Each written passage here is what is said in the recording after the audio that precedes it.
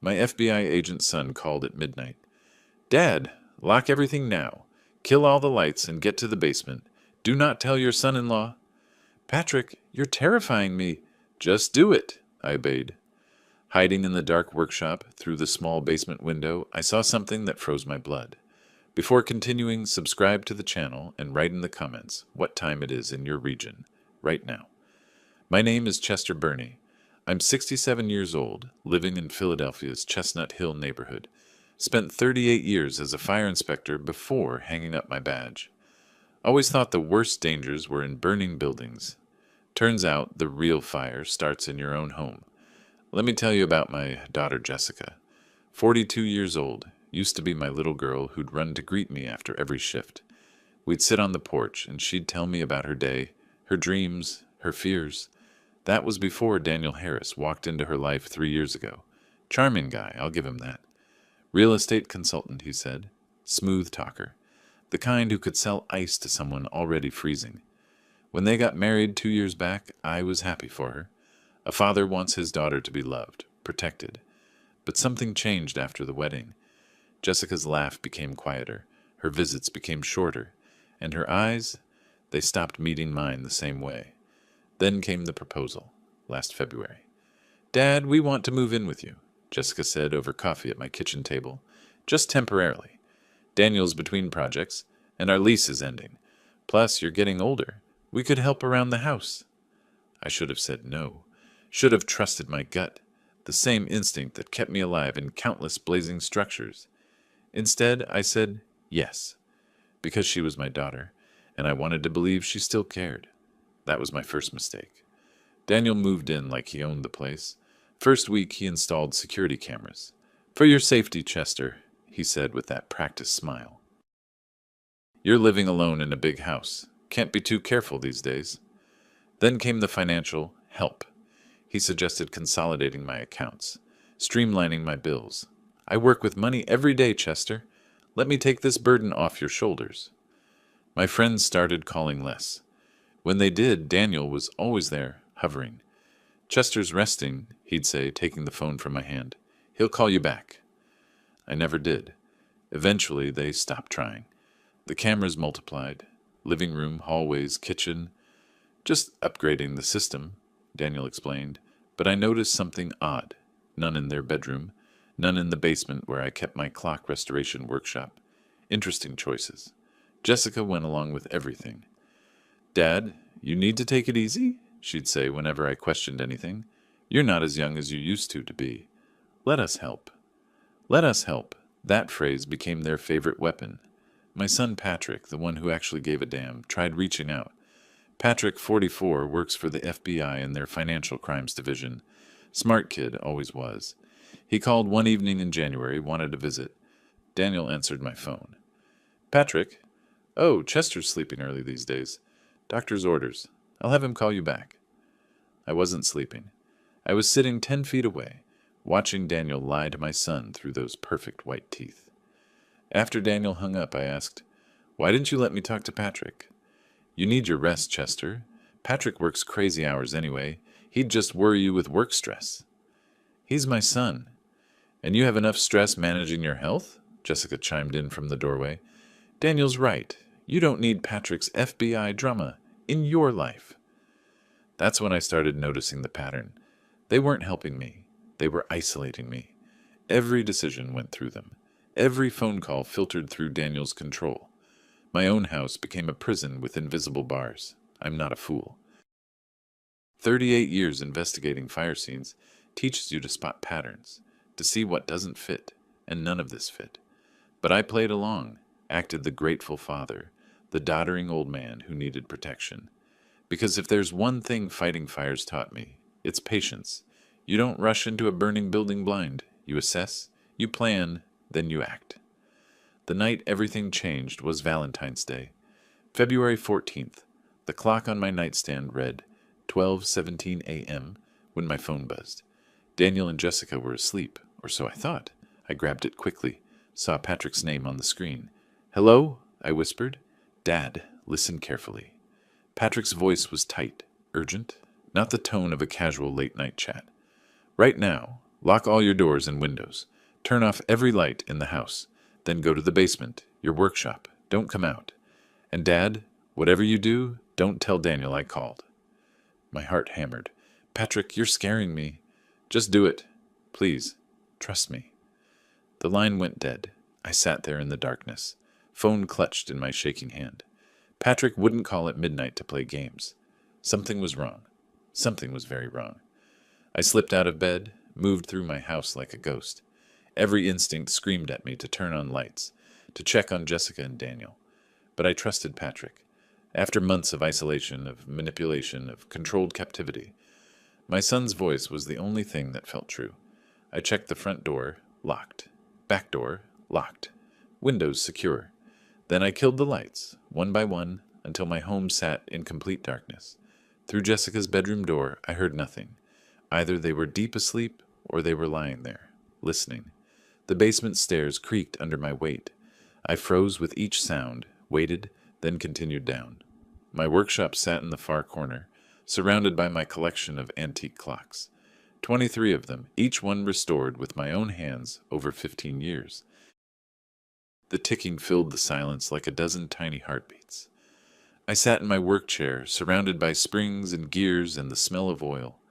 The small ground-level window offered a narrow view of my driveway, my front walk. Whatever Patrick was worried about, I'd see it coming. The minutes crawled. My watch showed 12:43 a.m., then 1 a.m. Nothing. At 1:15 a.m., I heard it, footsteps above me. Daniel's voice muffled through the floor. He was on the phone. "Yeah, he's asleep. Everything's quiet. Nobody's going to interrupt us." A pause. "Come on over. Give it 30 minutes. Park down the street. Lights off." My blood turned to ice. I pressed myself against the cold basement wall, barely breathing. The clocks ticked around me, marking time I wished would stop. Above, Daniel's footsteps moved through the house. I heard him pause outside my bedroom door, checking on me, making sure the old man was still tucked away like a good little prisoner. The workshop window sat just above ground level, offering a narrow slice of the outside world. I positioned myself in the darkest corner, where I could see out but remain invisible. My heart pounded so hard I thought Daniel might hear it through the floorboards. I used to sit in this exact spot with Jessica when she was 8 years old. She'd perch on my workbench, legs swinging, watching me dismantle pocket watches. "How do you know which piece goes where, Daddy?" she'd ask, eyes wide with wonder. "Patience, princess," I'd tell her. "Every piece has its place. You just have to pay attention, learn the patterns." She'd stay for hours, asking questions, handing me tiny screws and springs. Sometimes she'd fall asleep on the old couch I kept down here, and I'd carry her upstairs, tucking her into bed. Those were good days. Days when my daughter loved me, not my bank account. The memories shattered when I saw them. 1:20 a.m. 2 cars rolled up my street, headlights off. They moved like sharks through dark water, smooth, silent, predatory. Both vehicles parked at my curb. 3 men emerged, dressed in dark clothing. No faces visible, no identifying features, just shadows, moving with purpose. Daniel opened my front door before they knocked. Through the narrow window, I watched them file into my home. My home, the place where I'd raised 2 children, where my wife had died peacefully in our bed, where every room held 4 decades of memories. And now these strangers walked through my door like they owned it. I couldn't hear their conversation, but I could see shadows moving across the living room window. Then they disappeared from view, heading deeper into the house, toward my study, toward my safe. My hands clenched into fists. The safe. That's what this was about. But how did Daniel know the combination? I'd never written it down, never told anyone except Jessica, last year, when she'd moved in. "Dad, what if something happens to you? What if there's an emergency and we need important documents?" So reasonable, so concerned, so convincing. I'd given her the combination. 6 numbers I'd used for 20 years. The month and day my wife and I got married. I'd handed my daughter the keys to everything, and she delivered them straight to this snake she'd married. The weight felt eternal. My legs cramped. My back ached. But I didn't move, couldn't move. Because if they knew I was awake, if they suspected I'd seen anything, I didn't know what would happen. I thought about the other times I'd trusted the wrong people. In my second year as a fire inspector, I'd cleared a warehouse that my gut told me was suspicious. 2 weeks later, it burned down in an obvious arson for insurance scheme. The owner had smiled at me, shaken my hand, looked me right in the eyes, and lied. I'd been younger then, more naive. I learned from that mistake. Clearly, I hadn't learned enough. At 1:47 a.m., they emerged. I pressed closer to the window, straining to see. One of the men carried a manila envelope, thick, full. Daniel held something else, smaller. They spoke briefly at the door, some kind of exchange. The man handed Daniel a white envelope. Payment, instructions, proof of betrayal in crisp bills. Then they were gone. Cars started, still no headlights, and melted back into the night. I waited, counted to 200, listened to Daniel's footsteps overhead as he moved through the house, checking windows, resetting locks, playing the concerned son-in-law, protecting dear old Chester from the dangerous world outside. Eventually his footsteps retreated to Jessica's bedroom. The door closed. Silence fell, broken only by my clocks and my ragged breathing. I sat in that basement until dawn broke, watching the sky change from black to gray to pale blue, thinking, planning, remembering. Jessica at 10, bringing me burnt pancakes on Father's Day, so proud of herself. Jessica at 16, crying on this very couch after her first heartbreak, while I held her and promised everything would be okay. Jessica at 25, at her mother's funeral, gripping my hand so tight I thought she'd break my fingers. When did that girl disappear? When did she transform into someone who'd betray her own father? Or had she always been capable of this, and I'd just refused to see it? The hardest truth hit me like a falling beam. Maybe she hadn't changed at all. Maybe I'd just loved her too much to notice what she really was. Around 6 a.m., I heard movement upstairs. Normal morning sounds. Water running, coffee brewing. The performance of normalcy resuming right on schedule. I climbed the basement stairs slowly, every joint protesting. Made my way to my study. The safe sat behind a painting of a lighthouse, my wife's favorite. My hands shook as I spun the combination. Inside, chaos. Documents scattered, obviously rifled through hastily. And the important ones? Gone. The deed to my house. My will. Several financial documents. All the originals. Gone. Dad? You're up early. I nearly jumped out of my skin. Jessica stood in the doorway wearing her bathrobe, coffee mug in hand, concerned daughter face firmly in place. Couldn't sleep, I managed. Thought I'd check on some paperwork. At 6 a.m.? She moved closer and I instinctively closed the safe. Everything okay? Fine, just restless. You should get more rest. That phrase again. Daniel's making breakfast. Come eat something. I followed her to the kitchen, playing my role. The doddering father, the man too old and confused to notice what was happening under his own roof. Daniel stood at the stove, flipping pancakes. Morning, Chester. How'd you sleep? Like a baby, I lied, accepting a plate of food I had no intention of eating. They chatted about their day ahead. Jessica had appointments at the salon where she worked as a manager. Daniel had client meetings, probably other people to rob blind. Normal, boring, domestic conversation, as if they hadn't just stolen everything from me while I cowered in my basement. I watched them, really watched them, the way Daniel's eyes flickered to Jessica whenever I spoke, the way she touched his arm, a silent signal passing between them. They were a team, not husband and wife, not family. A team of predators who'd selected their prey carefully. After they left for the day, I grabbed my phone with trembling fingers, dialed Patrick's number. He answered on the first ring. Dad, are you okay? I need to know what's happening, Patrick. Right now. He was quiet for a moment. You saw them, didn't they? Last night. 3 men. They took documents from my safe. Daniel let them in. Patrick, what is going on? My son exhaled slowly. Dad, the FBI is investigating a document forgery ring. Real estate fraud, fake deeds, stolen identities, millions of dollars, and Daniel's name is all over our investigation. The room spun. I sat down hard. Last night we got intelligence that he was meeting with 2 suspects. Mark Turner and James O'Connor. I couldn't get a warrant in time, couldn't officially intervene. It's a conflict of interest because you're my father, but I couldn't let you walk into danger blind. So you warned me. I warned you, and Dad, you need to be very careful now. Gather evidence, but don't let them know you suspect anything. I'll help however I can unofficially, but this is going to have to be your fight. Can you do that? Could I? I was 67 years old, tired, betrayed by my own daughter, robbed in my own home, but I was also a man who'd spent 38 years walking into fires when everyone else ran away. Yeah, I said finally. Yeah, I can do that. Good. And Dad, I'm sorry. About Jessica. I know this has to be killing you. It was. But I couldn't afford to die just yet. I had work to do. The next morning I became a different man. Not overnight. That's not how it works. But that phone call with Patrick flipped a switch somewhere deep inside me.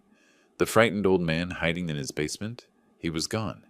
In his place stood someone who'd spent decades walking into burning buildings while others ran away. I started watching them. Really watching. Daniel left the house around 9 that morning. Meeting with clients, he announced, kissing Jessica on the cheek. Such a devoted husband. I watched from my chair in the living room, pretending to read the newspaper. The moment his car turned the corner, I was up. Jessica was in the shower. I had maybe 10 minutes. Their bedroom looked normal at first glance. Bed made, clothes folded, everything neat. But I'd investigated enough crime scenes to know that people hide things in predictable places. Under the mattress, nothing. Dresser drawers, clothes, some jewelry. Then I checked the closet. Behind a stack of Daniel's dress shirts, tucked into a shoebox. Documents. Copies of bank statements. Not mine, someone else's. 3 different people, actually. All with significant balances. All with notes in Daniel's handwriting. Good candidate. An easy mark. I photographed everything with my phone, hands steady despite my racing heart. Put it all back exactly as I'd found it.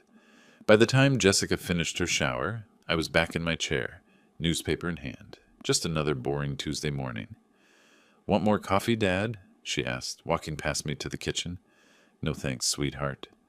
Sweetheart. The word tasted like ash in my mouth, but I smiled, played my role. Over the next week, I cataloged everything. Daniel's patterns were predictable once you knew what to look for. Every Wednesday, he'd spend 2 hours in my study, with the door closed, making phone calls. Every Friday, he'd take out the trash personally, never let me do it, controlling even the garbage, probably destroying evidence. So I started getting up before dawn on Fridays, checking the trash before he took it out. That's how I found the draft document that changed everything. It was crumpled at the bottom of the kitchen trash, coffee grounds staining one corner. A legal petition. I smoothed it out on my workbench, reading by the light of my desk lamp. Petition for determination of incapacity and appointment of guardian. My name was on it, Chester Burney, age 67. The petition claimed I was suffering from dementia, unable to manage my own affairs, a danger to myself. It requested that Daniel Harris and Jessica Burney Harris be appointed as my legal guardians, with full control over my finances, property, and medical decisions. I read it 3 times. Each time, my anger burned hotter. The document was dated but not yet filed. A draft. They were still perfecting their theft, making sure every detail was right before they sprang the trap. I thought about confronting them, throwing the petition in their faces, demanding answers. But that's not how you win wars. You don't attack when your enemy expects it. You wait. You plan. You strike when they're confident they've already won. Jessica came home from the salon that afternoon, chattering about a difficult client. I listened, nodded, made sympathetic sounds, all the while thinking about that petition hidden in my workshop safe. You seem quiet today, Dad, she said over dinner. Everything okay? Just tired, honey. Getting old, I guess. Daniel snorted. Aren't we all? Speaking of which, Chester, I've been meaning to talk to you about your medications. I think we should schedule an appointment with your doctor. Make sure everything's optimized for someone your age. Someone your age. As if 67 meant I had 1 foot in the grave. My doctor says I'm healthy as a horse. Sure. But a second opinion never hurts. I know a specialist. Dr. Morrison. Very experienced with geriatric patients. I bet he did. Probably the same doctor who'd sign off on their incompetency claim. I'll think about it, I said. After dinner, I retreated to my workshop, sat among my clocks, listening to their ticking. Time passing, time running out. But not for me, for them. I pulled out my phone and searched for family law attorneys in Philadelphia. Found one with excellent reviews. Margaret Fisher, specializing in elder rights and guardianship abuse. Her website showed a stern-faced woman in her 50s, with the kind of eyes that said she'd seen every scam in the book. I called her office, left a message. Brief, careful. My name is Chester Burney. I need to discuss a guardianship petition that's being filed against me. It's fraudulent. Please call back. That night, Daniel and Jessica sat in the living room, talking in low voices. I stayed in my bedroom, door cracked open an inch. Their voices carried. How much longer? Jessica asked. Another month or two, Daniel replied. I've got Morrison lined up. He'll do the evaluation, sign off that Chester's incompetent. Then we file. Once we're appointed guardians, we sell the house, liquidate everything. And the documents you gave those guys? That's separate income. 50 grand once they create the forgeries. Nice bonus. Jessica laughed, actually laughed. Dad has no idea. He's too trusting, too old. Thinks we're taking care of him. My hands clenched the bed frame. Too trusting, too old. 50 years of my life dismissed with 2 phrases. I'd spent decades analyzing fire patterns, determining origins, reconstructing events from charred remains. This was no different, except instead of investigating after the fire, I was standing inside it, mapping the accelerants before anyone struck the match. The next day, Margaret Fisher called back. Her voice was crisp, professional. Mr. Burney, I got your message. Can you come to my office this afternoon? I have an opening at 3. Yes, I said. Yes, I can. Daniel was out.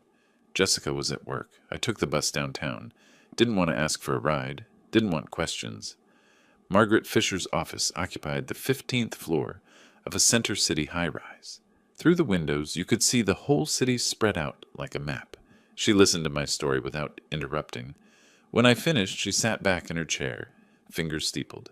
Mr. Burney, you're in a serious situation, but you're also lucky. Lucky? You found out before they filed. That gives us time. Most people don't realize what's happening until they're already in court, already losing.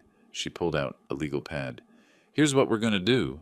First, you need an independent psychiatric evaluation, someone they can't influence or bribe.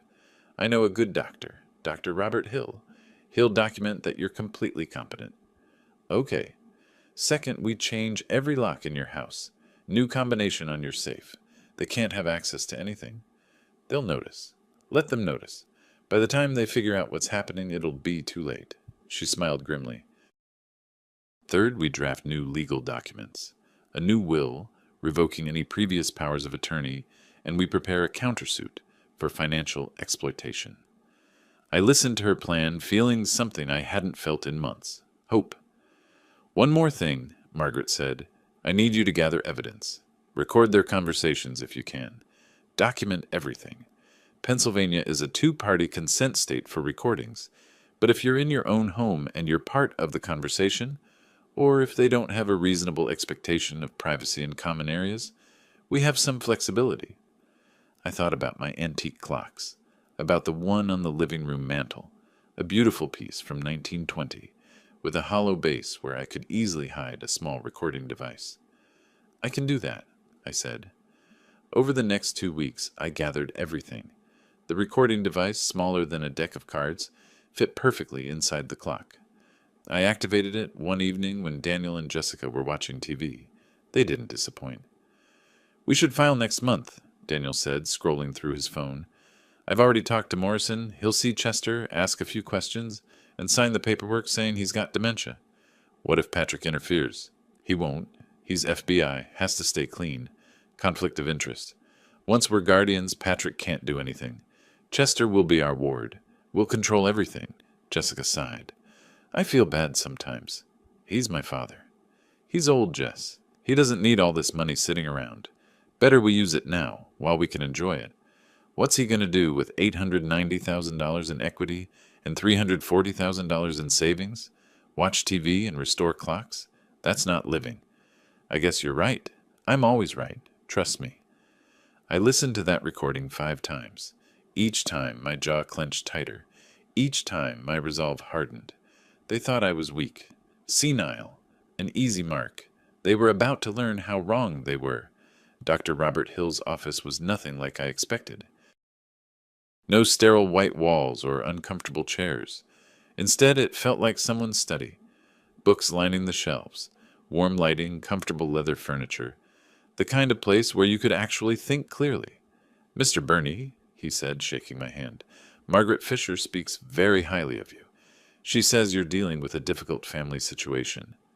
That's one way to put it. Over the next 2 hours, Dr. Hill put me through a battery of tests, memory exercises, problem-solving tasks, questions about my daily life, my habits, my decision-making processes.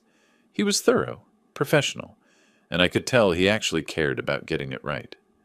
When we finished, he leaned back in his chair. Mr. Burney, I'm going to be blunt with you.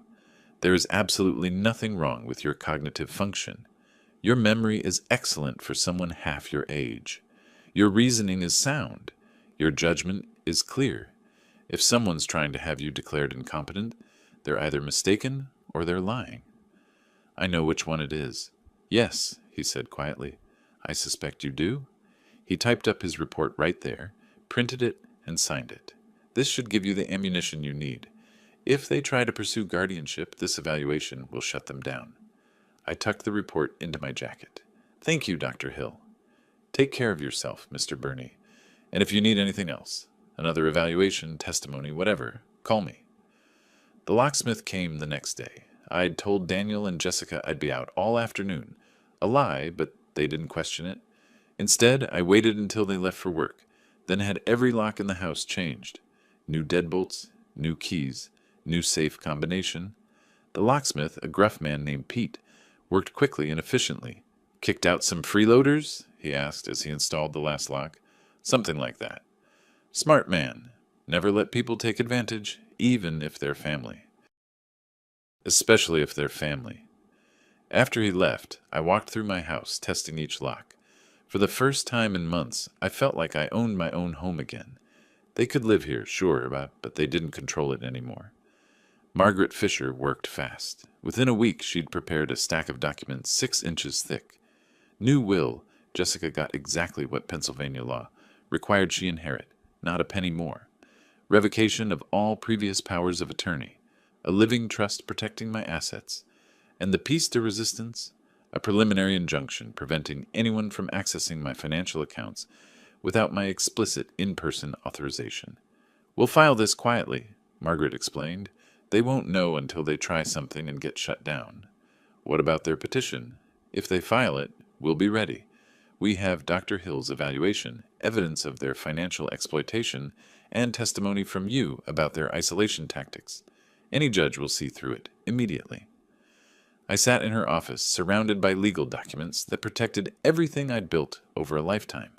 It felt like putting on armor. There's one more thing, I said. I pulled out my phone, played the recording of Daniel and Jessica discussing their plan. Margaret listened, her expression darkening. When it finished, she was quiet for a long moment. Mr. Burney, this is evidence of fraud and financial exploitation. With your permission, I'd like to contact Adult Protective Services. They need to know about this. Not yet, I said. I want to see their faces when they realize what's happened, when they understand they've lost. She studied me. You're angrier than you let on. I'm a father whose daughter is trying to rob him blind. Wouldn't you be? Yes, she admitted, but anger is dangerous. It makes us reckless. I'm not being reckless. I'm being methodical. I spent 38 years investigating fires. This is no different. I'm just building my case before the flames catch. 3 weeks after my midnight phone call from Patrick, I was ready. The bank had frozen all joint accounts, requiring my in-person authorization for any transactions. My new will was filed. My psychiatric evaluation was sealed and notarized. Margaret Fisher had my countersuit prepared, ready to file the moment Daniel and Jessica made their move. All I had to do was wait. They noticed the bank thing first. Jessica came home one afternoon furious. Dad, there's something wrong with our account. The bank says they need you to come in person to authorize any withdrawals. I looked up from my newspaper. Oh, must be a security thing. Identity theft is so common these days.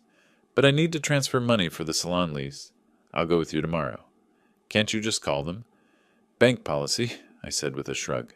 Has to be in person. I didn't go with her, of course. Let her make the trip herself. Let her sit in that bank office and be told that Chester Burney had placed restrictions on all accounts, and only Chester Burney could authorize changes. Let her feel a tiny fraction of the helplessness she'd been inflicting on me. Daniel tried calling my doctor's office, trying to schedule that appointment with Dr. Morrison, but I'd already spoken to my regular physician, Dr. Chang, and explained the situation. When Daniel called, he was politely informed that any medical appointments for Mr. Burney needed to be scheduled by Mr. Burney himself. I watched the frustration build. They couldn't access my money, couldn't control my medical care, couldn't understand what was happening. One evening, I came home from my workshop to find them in the living room, arguing in hushed tones. They stopped when they saw me. Everything okay? I asked innocently. Fine, Daniel said through clenched teeth. Just fine. But it wasn't fine. I could see it in the way his jaw worked, the way Jessica's hands trembled slightly. They were losing control, and they knew it. They just didn't understand how or why. Patrick called me again late one night. Dad, how are you holding up? Better than expected. I've got a lawyer, a good one. Margaret Fisher. You know her? By reputation, she's fierce. If anyone can protect you, it's her. He paused. Dad, I need to tell you something. We're close to making arrests in the forgery case. Daniel's name is all over it. When we move, it's going to be public, loud. Are you prepared for that? Was I? My daughter's husband arrested by the FBI. The scandal. The shame. Yes, I said. I'm prepared. And Jessica, have you thought about what happens to her?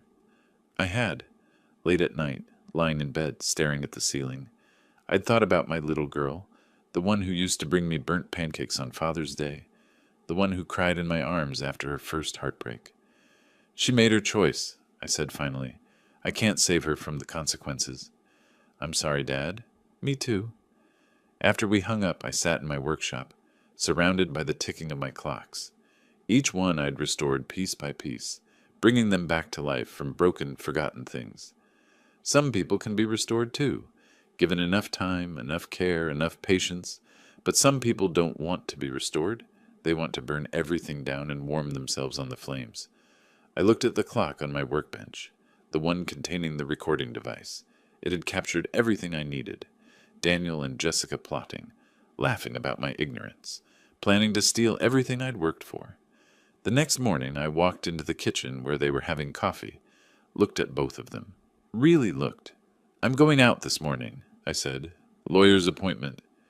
Daniel's head snapped up. Lawyer? What for? Estate planning. At my age, it's important to have everything in order. Dad, we've been meaning to talk to you about that, Jessica started. I know exactly what you've been meaning to talk to me about. I kept my voice calm even. I found your draft petition, the one where you declare me incompetent. The color drained from Jessica's face. Daniel stood up slowly. Chester, I can explain. I'm sure you can. You're very good at explaining things. Very convincing. I smiled. It probably didn't look friendly. But here's the thing. I'm not the confused old man you think I am. I'm not the easy mark you planned for. And in about 3 minutes, I'm walking out that door. When I come back, I expect you both to be gone. You can't, Daniel started. This is my house. My name is on the deed, the original one before you stole it. My locks have been changed. My accounts are protected. And if you're not gone by the time I get back, I'll have the police remove you. Jessica's eyes filled with tears. Daddy, please. Don't. The word came out sharp. You don't get to call me that anymore. You lost that right when you decided I was worth more to you, dead than alive. I walked out, leaving them in stunned silence. And that's when I understood exactly how to repay them. Not with anger, not with revenge, but with something much simpler. The truth, delivered at exactly the right moment, in exactly the right way. They wanted to destroy me legally. I'd beat them legally. They wanted my money. I'd make sure they never saw a cent. They wanted to declare me incompetent. I'd prove I was the smartest person in the room. The game was just beginning, and this time I was holding all the cards. I spent the rest of that day at Margaret Fisher's office, finalizing everything. She worked with the precision of a surgeon, each document another incision removing the tumor that was Daniel and Jessica from my life. "This is the eviction notice," she said, sliding a stack of papers across her mahogany desk. "Pennsylvania law requires 30 days. They have until the end of next month to vacate. What if they refuse? Then the sheriff's department removes them. Physically, if necessary." She smiled grimly. "I've done this before, Mr. Burney. People who exploit the elderly rarely go quietly, but the law is very clear about property rights." The new will sat in front of me, 20 pages of legal language that basically said Jessica would get exactly what Pennsylvania required by law, not a penny more. Everything else would go to Patrick, with provisions for charitable donations. My workshop tools, my clock collection, the things that mattered, those went to my son who'd actually earned them. "Sign here, initial here, and here." Margaret pointed to yellow tabs marking each signature line. My hand was steady. Funny how calm I felt, considering I was essentially cutting my daughter out of my life.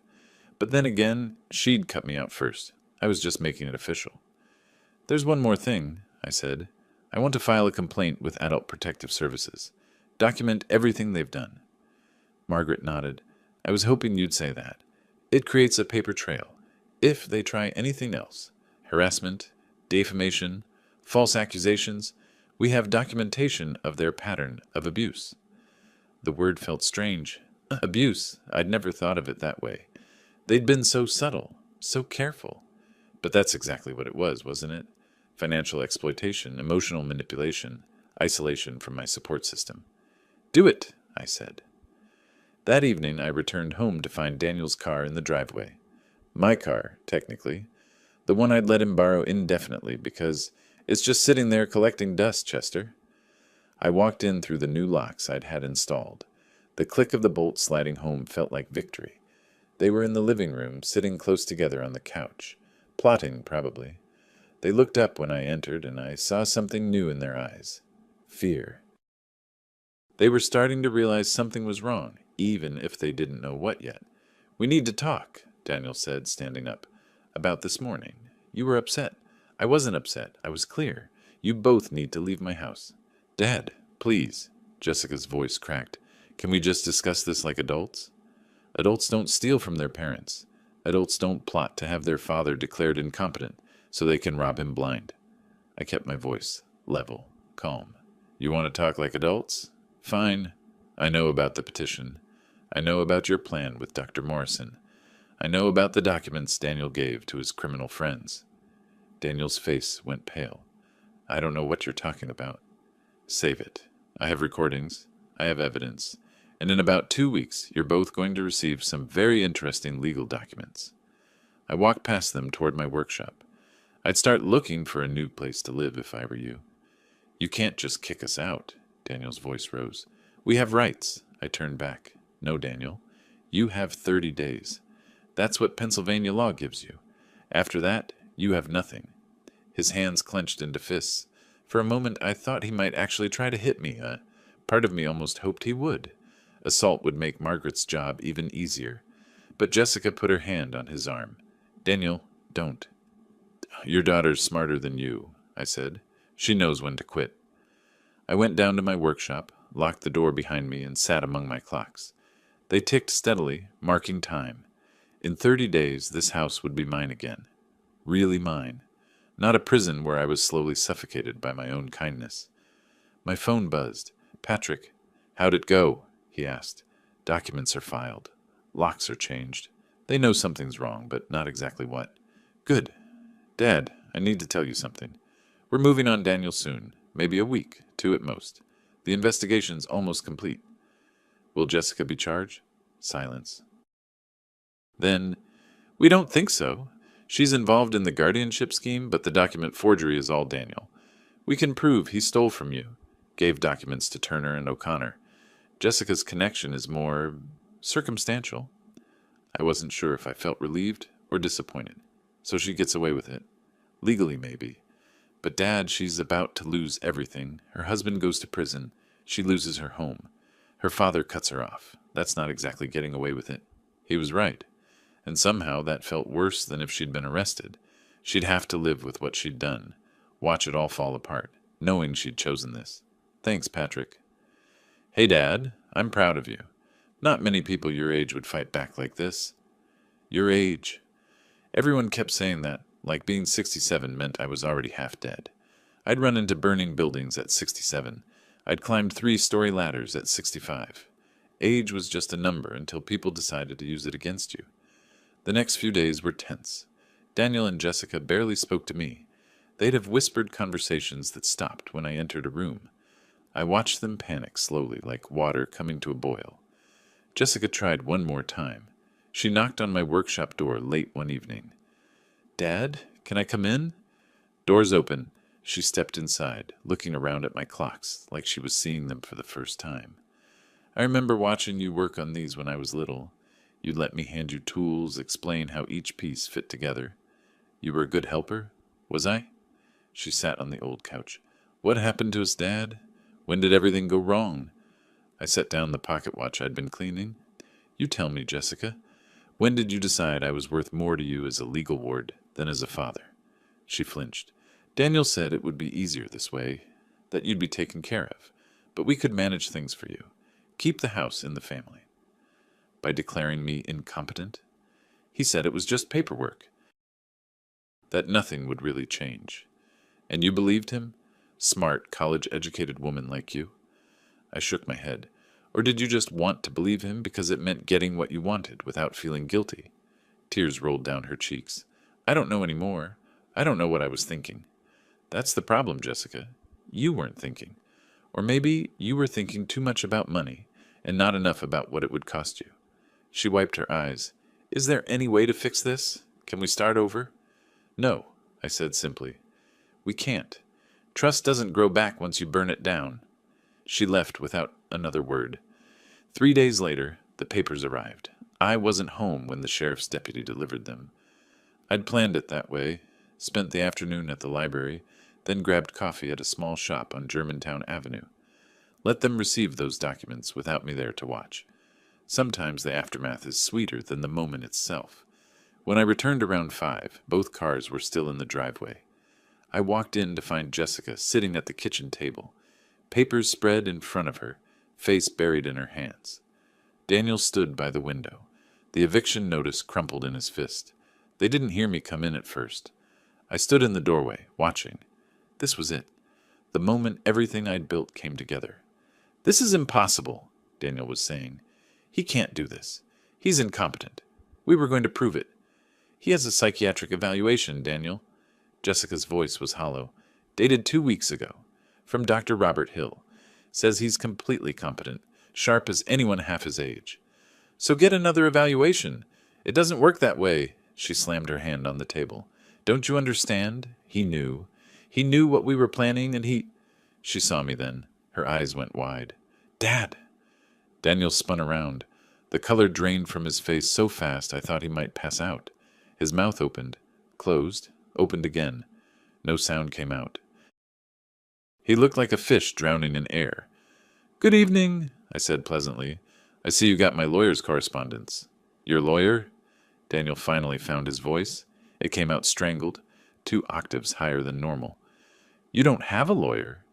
Margaret Fisher, excellent attorney, specializes in elder abuse cases. She's handled dozens like this. I walked to the table, picked up one of the documents. Ah, the eviction notice. 30 days, just like I said. Pennsylvania law. Jessica's hands trembled as she shuffled through papers. There's a civil suit here, for emotional distress. $120,000. Yes, that's roughly what I calculate your scheme cost me in mental anguish, sleep loss, and breach of trust. Margaret thinks we can prove it. This is insane! Daniel's face had gone from white to red, veins popping on his forehead. You can't! We'll fight this! We'll... Fight it with what money, Daniel? I pulled out a chair, sat down. Your bank accounts are frozen. Any joint accounts with Jessica require my in-person authorization to access. Your credit cards are maxed out. Yes, I checked. So unless you've got a few thousand hidden somewhere for a retainer, you're going to need a public defender. His hands were shaking now, actually shaking. He gripped the back of a chair to steady himself, knuckles white. You vindictive old... Careful, I said softly. Threatening language can be added to Margaret's documentation, makes the case stronger. Jessica pushed another paper toward him. Daniel, read this one. He grabbed it, eyes scanning. I watched the exact moment he understood what he was looking at. His face went slack, all the anger draining away, replaced by pure fear. Audio recordings, I explained. You and Jessica, discussing how you'd have me declared incompetent, how Dr. Morrison would sign off on it, how you'd sell the house, liquidate my assets. All recorded, all time-stamped, all completely legal under Pennsylvania law. I paused. The recording device was in that antique clock on the mantel. Beautiful piece, isn't it? From 1920. Hollow base. Daniel's legs seemed to give out. He sat heavily in the chair across from me. You were listening? Every word. For 3 weeks. I leaned back. You know what the funny thing is? You were so careful about those cameras you installed. Made sure you could watch me, but you never thought I might be watching you too. Jessica was crying now, silent tears streaming down her face.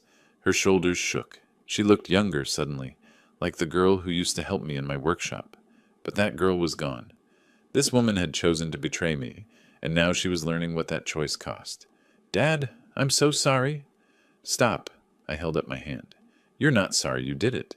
You're sorry you got caught. There's a difference. Daniel tried one more time. Chester, listen. We can work this out. We'll drop everything, forget the guardianship petition. Oh, you'll drop it all right? Because I already filed my response with the court. Dr. Hill's evaluation, sworn testimony about your isolation tactics, evidence of financial exploitation, and those recordings. If you actually file that petition now, you'll be laughed out of court. Worse, you'll give me more ammunition for the civil suit. We'll move out, Jessica said desperately. Today. Right now. Just drop the lawsuit, please. No. The word came out hard. You get 30 days because that's what the law requires, and the lawsuit stands. You wanted to steal everything from me. Now you'll pay for trying? Daniel stood up so fast his chair fell backward. This isn't over, old man. You think you're so smart, but you have no idea who you're... Careful, Daniel. I stayed seated, calm. Because there's one more thing you should know. My son Patrick, the one you worked so hard to keep away from me, he's FBI, works in financial crimes. And it turns out he's very interested in your real estate consulting business. Something about forged documents. The color vanished from his face again. This time his legs actually buckled. He caught himself on the table, breathing hard. That's right. Those men who visited the night of February 14th, Mark Turner and James O'Connor, the FBI knows all about them, and they know about what you gave them. Stolen property documents from my safe. Federal offense, Daniel. Grand theft, conspiracy to commit fraud, and about 6 other charges I can't remember. Jessica looked at Daniel, real fear blooming in her eyes. What is he talking about? What documents? Who are Turner and O'Connor? Daniel's mouth worked, but nothing came out. Your husband runs a document forgery ring, I said flatly. He's been stealing deed originals, having them forged, selling them to criminals who use them to steal people's homes. My documents were supposed to be part of that. Unfortunately for him, Patrick had the house under surveillance that night. You're lying, Jessica whispered, but she was looking at Daniel, searching his face. Tell him he's lying, Daniel. Daniel said nothing. He just stood there, swaying slightly, looking like a man watching his whole world collapse. Get out, I said quietly. Both of you. Go to your room, pack what you need for tonight, and get out of my sight. You can come back for the rest later, during daylight hours when I'm not home. You said we had 30 days, Daniel started. That's legally.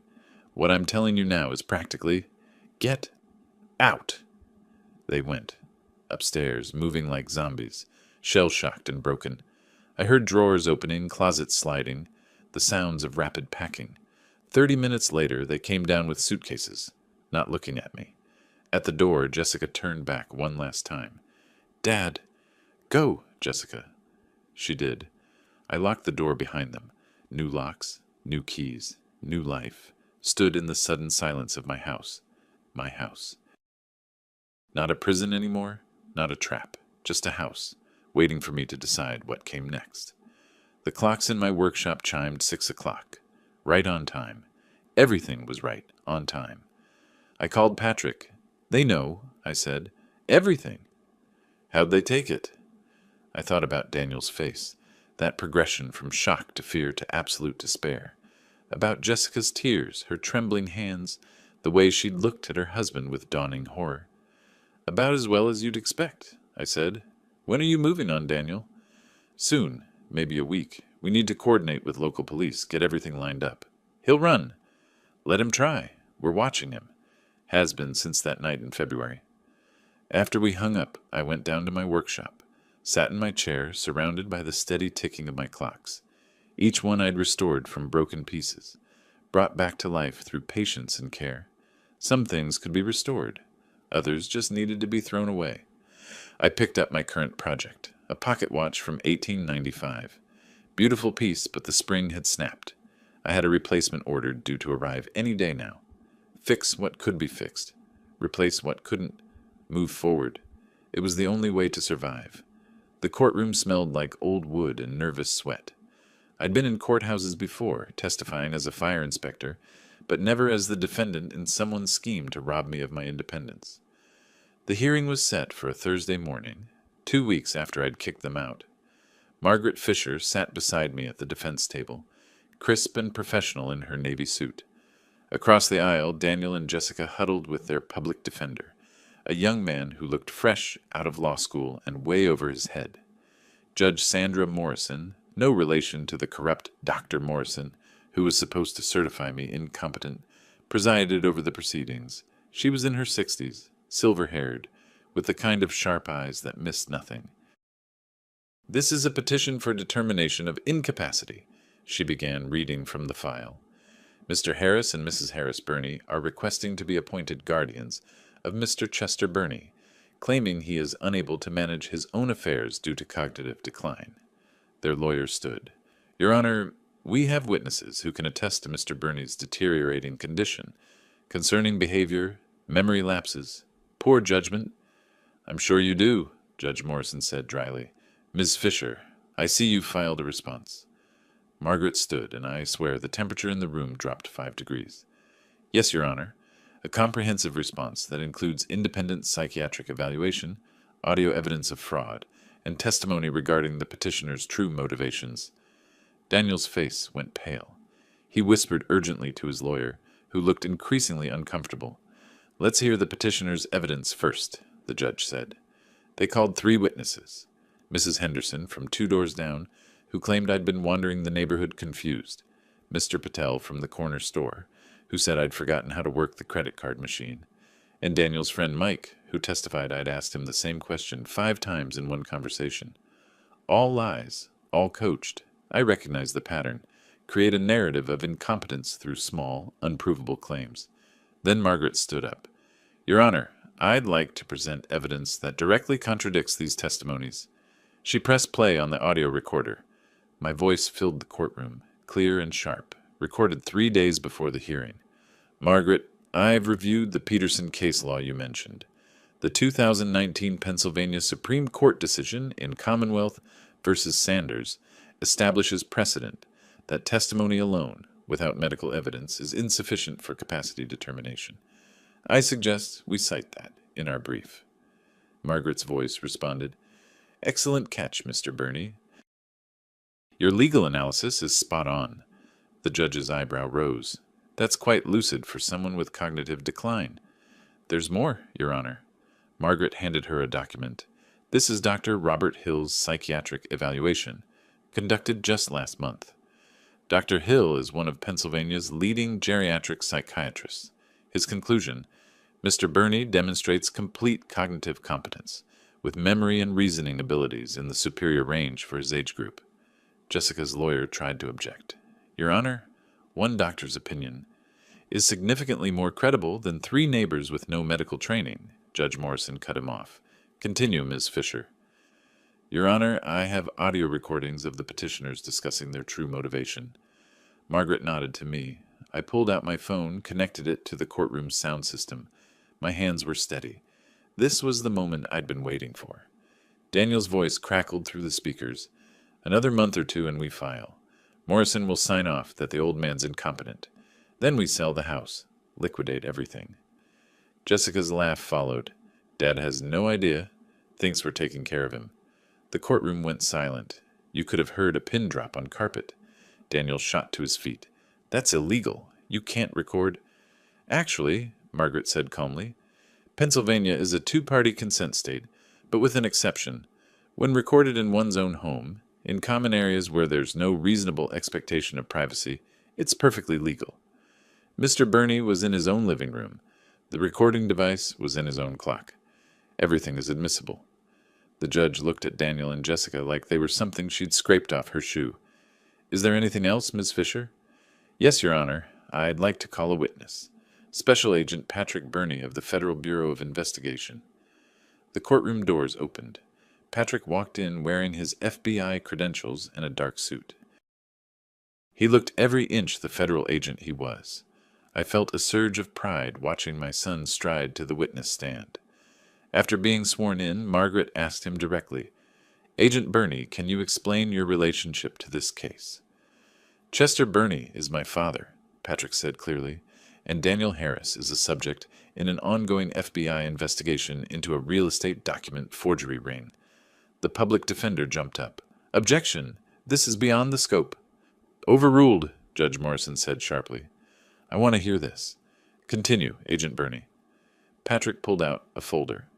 On the night of February 14th of this year, Daniel Harris met with two suspects in our investigation, Mark Turner and James O'Connor.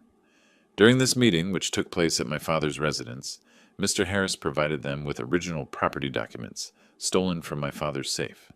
These documents were intended for use in creating forged deeds. I watched Daniel's face cycle through emotions. Shock, fear, rage, then something like resignation. He knew it was over. Jessica just stared at Patrick, mouth open, probably only now understanding exactly what her husband had been doing. Your Honor, Patrick continued, Mr. Harris is currently under federal investigation for conspiracy to commit fraud, grand theft, and participation in a criminal enterprise spanning 3 states. The guardianship petition appears to be part of a scheme to gain control of my father's assets, while simultaneously stealing his identity documents for criminal use. Judge Morrison set down her pen. Mr. Harris, do you have anything to say? Daniel's lawyer whispered urgently in his ear, but Daniel just shook his head, defeated. In that case, the judge said, this petition is denied. Furthermore, I'm ordering a copy of today's transcript to be provided to the district attorney's office and to the FBI. Mr. Harris, I strongly suggest you retain criminal counsel immediately. She looked at Jessica. Mrs. Harris Burney, you may want to consider your own legal position very carefully. She banged her gavel. This hearing is adjourned. I stood up slowly, letting the moment sink in. Margaret shook my hand, smiling. Patrick walked over and I pulled him into a hug. Thanks, son. You did the hard part, Dad. I just told the truth. Behind us, Daniel and Jessica were having a heated, whispered argument. I caught fragments. You said it was just paperwork, federal investigation. You lied to me. I turned to look at them one last time. Daniel met my eyes, and I saw something I'd never expected. Fear. Real, genuine fear. Good. They left through the back exit, probably to avoid reporters. Margaret gathered her files. What happens now? I asked. Now? You go home. Live your life. Let the FBI handle Daniel, and let the civil suit work its way through the system. She smiled. You won, Mr. Burney. Completely and totally. But as I walked out of that courthouse into the bright spring sunshine, I knew the real battle was just beginning. 2 weeks later, they came for Daniel at dawn. I wasn't there to see it. Patrick told me about it later, but I imagined it clearly. The unmarked cars pulling up, FBI agents in windbreakers, the knock on the door at the cheap motel where Daniel had been staying since I kicked them out. Daniel Harris, you're under arrest for conspiracy to commit fraud, grand theft, and participation in a criminal enterprise. The bail hearing happened that afternoon. Patrick called me from the courthouse. Bail set at $250,000, he said. He can't make it. He'll stay in custody until trial. And Jessica? Not charged. Yet. We don't have enough evidence that she knew about the forgery ring. The guardianship scheme is a civil matter, not criminal. I sat in my workshop, phone pressed to my ear, surrounded by the ticking of my clocks. Part of me felt relief that Jessica wasn't facing federal charges. Part of me felt something darker, disappointment that she'd get away with trying to rob me. She's still facing the civil suit, Patrick reminded me. That's not nothing. True, the $120,000 lawsuit for financial exploitation and emotional distress was moving forward. Margaret said we had a strong case. The next day, Jessica showed up at my door. I saw her through the window, standing on my porch, looking small and lost. She'd aged 10 years in 2 weeks. Dark circles under her eyes. Clothes that didn't quite fit right, probably borrowed from whatever friend was letting her crash on their couch. I almost didn't answer. Almost let her stand there until she gave up and left. But I opened the door. "Dad," she said, voice cracking. "Please, I need to talk to you." "About what? How you tried to have me declared incompetent? How you planned to steal my house? Or maybe about how your husband is a federal criminal and you helped him?" Tears spilled down her cheeks. "I didn't know about the forgery. I swear I didn't know." "But you knew about the guardianship plan. You laughed about it. I heard you." I know. She wrapped her arms around herself. "Dad, I'm so sorry. I was stupid and greedy, and I let Daniel manipulate me into thinking—" She stopped, wiped her eyes. "Can I come in? Please?" Every instinct screamed, "Send her away." She made her choice. But she was still my daughter, and despite everything, I needed to hear what she had to say. I stepped aside. She walked in slowly, looking around like she'd never seen the place before. We sat in the living room, her on the couch, me in my chair, the same positions we'd sat in 1,000 times before everything went wrong. "Daniel's lawyer says he's going to prison," she said quietly. "Federal charges. They're talking about 15 to 20 years. "Good," she flinched. "Dad." "What did you expect me to say, Jessica? That I feel sorry for him? He tried to steal everything from me. He used my own daughter to do it. And he's a criminal who's been stealing from other families, too. He deserves whatever he gets." "I know. You're right." She twisted her wedding ring. "I'm filing for divorce. My lawyer says it'll protect me from his debts, from the restitution he'll owe." "Smart. At least you're thinking about self-preservation now." The bitterness in my voice made her wince. Good. She should feel it. "I need to ask you something," she said. "The lawsuit. The $120,000. Dad, I don't have that kind of money. I can barely afford rent. If you win, and Margaret says you will, it'll bankrupt me." "Yes," I said simply. "It will. So that's it. You're going to destroy me completely?" I leaned forward. "You tried to destroy me first. You laughed about it. You called me the old man like I was already dead. You planned to take everything, my home, my money, my independence, my dignity. And you smiled while you did it. I was wrong. You were worse than wrong. You were cruel. You were my daughter, Jessica. I loved you. I trusted you. And you betrayed me in the worst possible way." She sobbed openly now. "Is there anything I can do? Any way to make this right?" I thought about it. Really thought about it. Could she make it right? Could there be forgiveness, redemption, a way back? "Get a job," I said finally. "Work hard. Pay your debts. To me and to yourself. Maybe, in 10 years, 20 years, when you've proven you can be trusted again, we can talk. But right now, no. There's nothing you can do." She nodded, crying, and stood up. At the door, she turned back one more time. "I love you, Dad." "I loved you too," I said. Past tense. She heard it. She left. I locked the door behind her and went down to my workshop. Picked up the pocket watch I'd been working on. The replacement spring had arrived finally. I installed it carefully, wound the watch, and listened to it tick. Perfect timing. Fixed. Some things could be fixed. Others just had to be cut away. The next week was a blur of legal proceedings. Daniel's preliminary hearing, Jessica's lawyer trying to negotiate a settlement on the civil suit, Margaret shut that down fast. More meetings, more paperwork, more signatures. Through it all, I kept working on my clocks. It was meditative, therapeutic. Each tiny gear and spring finding its proper place. Time moving forward, steady and unstoppable. Patrick came by one evening with takeout Chinese food. We sat at my kitchen table, just the two of us. "How are you holding up?" he asked. "Better than I expected. Worse than I hoped." "That's honest." He picked at his low mane. "Dad, I need to tell you something. The FBI investigation is bigger than we thought. 23 victims across 3 states. Total losses over $4.2 million. Daniel's looking at serious prison time." "Good." "And Jessica," Patrick hesitated, "we're reviewing whether she had any knowledge of the forgery operation, her phone records, emails, bank accounts. So far, nothing concrete. But if we find evidence she knew, she'll be charged too." "Yes." I pushed rice around my plate. "Do you think she knew?" "Honestly, I think she knew something was wrong but didn't want to know details. Willful ignorance. Maybe not criminal, but definitely cowardly." That sounded right.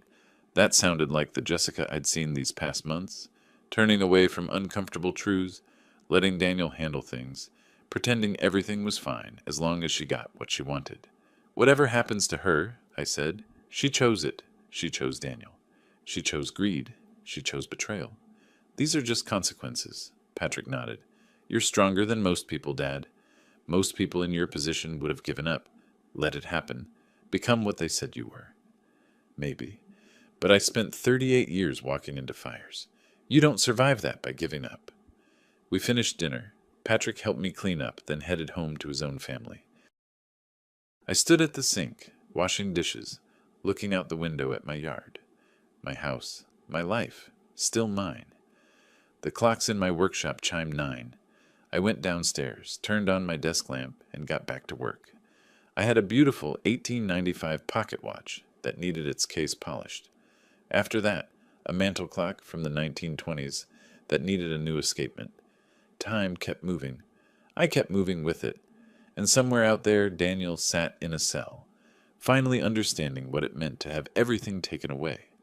Justice, I thought, watching the clock hands sweep forward, is just another word for consequences catching up. Summer passed like a slow burn. The FBI's case against Daniel expanded with each passing week. 23 victims, forged deeds across Pennsylvania, New Jersey, and Delaware. Families who'd lost their homes to criminals using fake documents. Elderly people like me who'd been targeted, isolated, robbed. Patrick kept me updated. The prosecutors pushing for maximum sentencing. They want to send a message. "Good," I said. We were having lunch at a diner near his office. "How many messages do you think it'll take before people stop preying on the elderly?" "Not enough." He pushed his sandwich around his plate. "But it's a start." The civil suit moved forward too. Margaret had built an airtight case. Audio recordings, bank records, testimony from Dr. Hill, documentation of their isolation tactics. Daniel's public defender tried to negotiate a settlement, but Margaret shut that down immediately. "They wanted everything from you," she told me. "They don't get to negotiate now." I liked her style. Then, on a humid afternoon in late summer, my doorbell rang. I opened it to find Jessica standing there, and I barely recognized her. She'd aged a decade in 4 months, gray streaks in her hair that hadn't been there before, clothes that hung loose on a frame that had lost weight, dark circles under eyes that couldn't quite meet mine. She looked like she'd been hollowed out from the inside. "Dad," she said. Her voice was smaller than I'd ever heard it. "Can we talk?" I should have said no, should have closed the door, protected myself from whatever manipulation she'd prepared. But curiosity won out. I wanted to see if there was any genuine remorse in her, or if this was just another performance. I stepped aside. She walked in slowly, looking around at the house like she was visiting the museum of her former life. We sat in the living room. I didn't offer coffee. "I've been going to therapy," she said finally. 3 times a week. My therapist says I need to take accountability."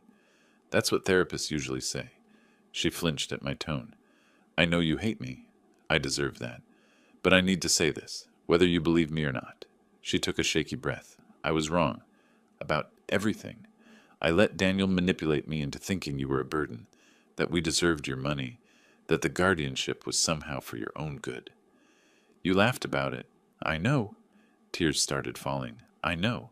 I was so focused on what I wanted, the easy life Daniel promised, the security, the money, that I stopped seeing you as my father.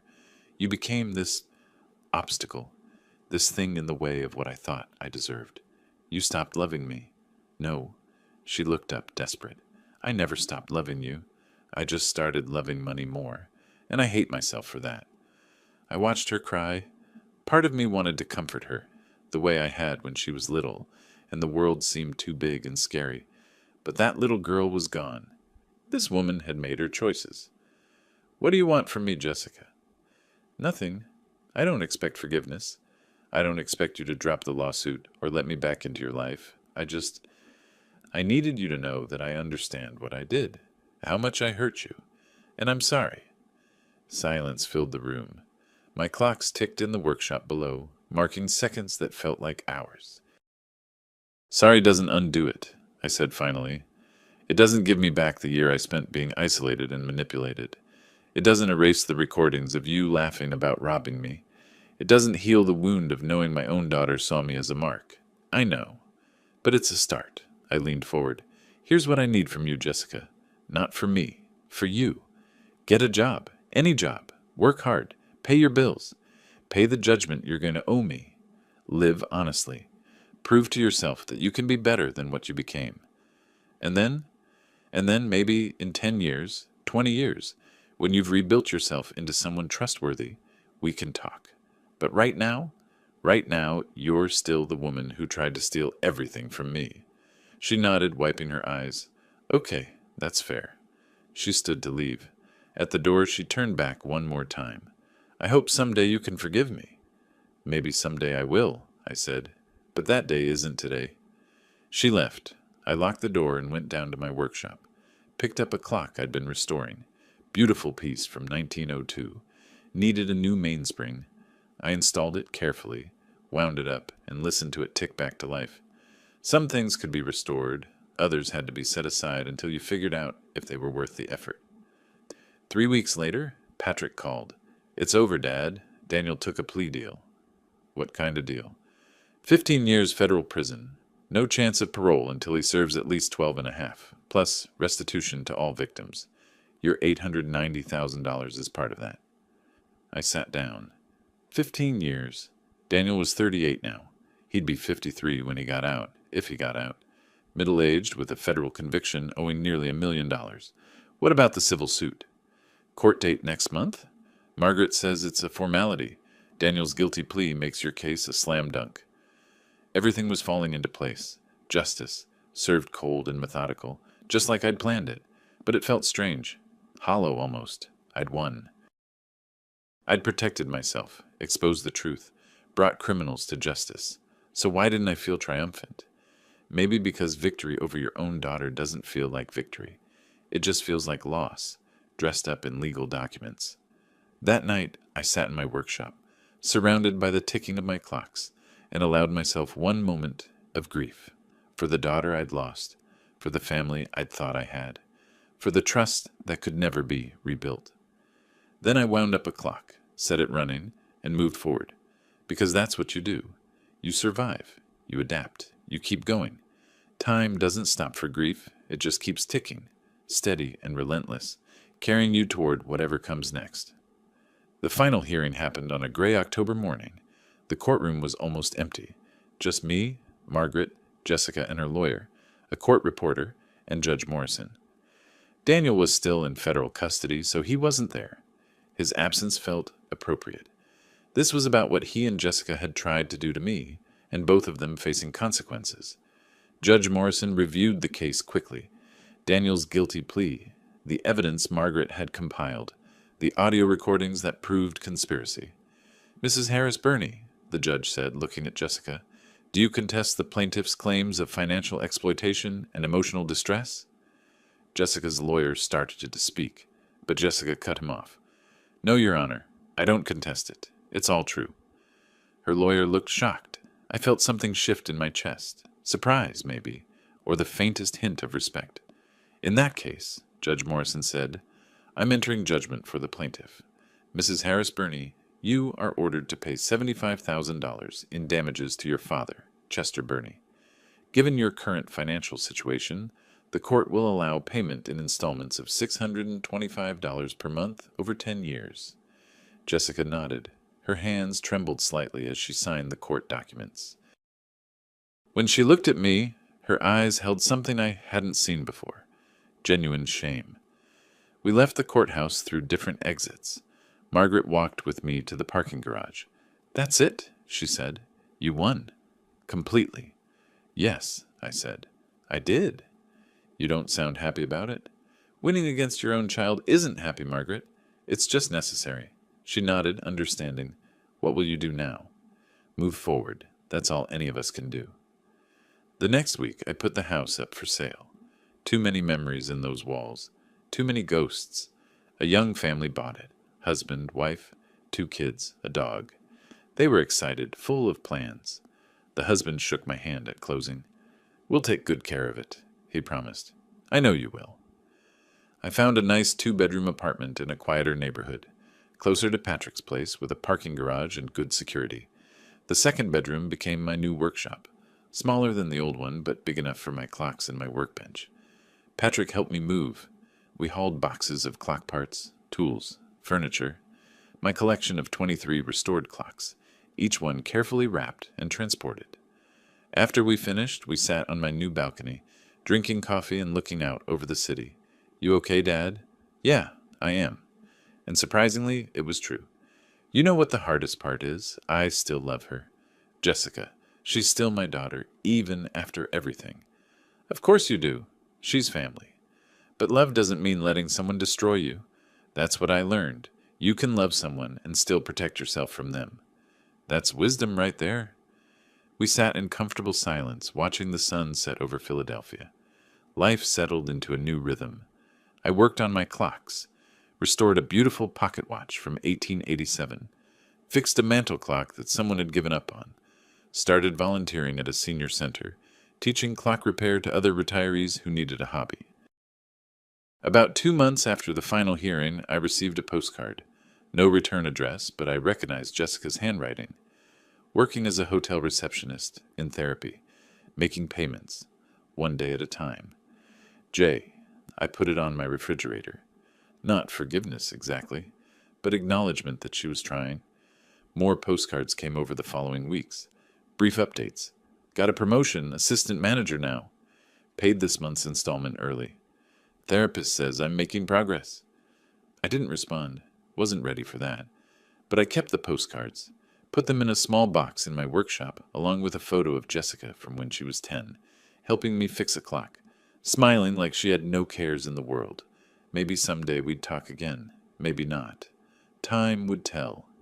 Patrick visited often, sometimes bringing his wife and kids. My grandchildren would sit in my workshop, watching me work, asking questions the way Jessica once had. The cycle continuing, hopefully with better results. One evening I finished restoring a particularly challenging piece, an 1895 railroad watch that had been in terrible condition. I wound it up, and it ticked perfectly, keeping time with absolute precision. I held it up to the light, watching the gears turn through the transparent back. Every piece in its proper place, every movement exact, perfect order restored from chaos. That's what I'd done with my life, I realized. Taken it apart when it was broken, examined each piece, fixed what could be fixed, replaced what couldn't, and put it back together, stronger than before. I was 67 years old. I'd survived 38 years of running into fires, a year of being manipulated and controlled, and a months-long legal battle. I'd lost my daughter, at least for now, but I'd kept my independence, my home, my dignity, and my sanity. Most importantly, I'd kept control of my own life. My clocks ticked around me, 23 different voices marking time in perfect harmony.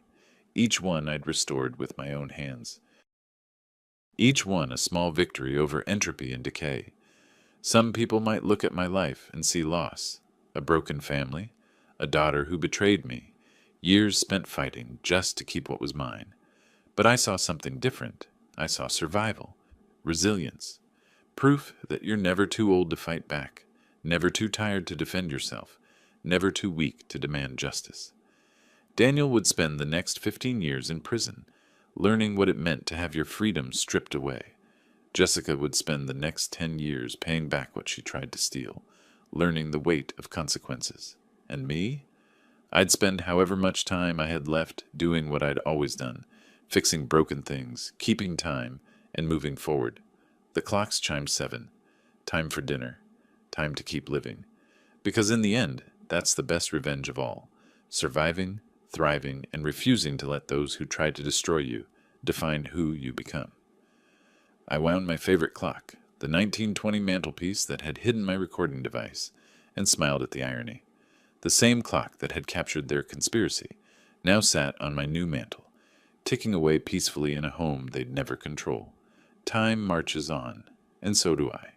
If you liked this story, please like this video, subscribe to the channel, and share your impressions of this story in the comments. To listen to the next story, click on the box on the left. Thank you for watching.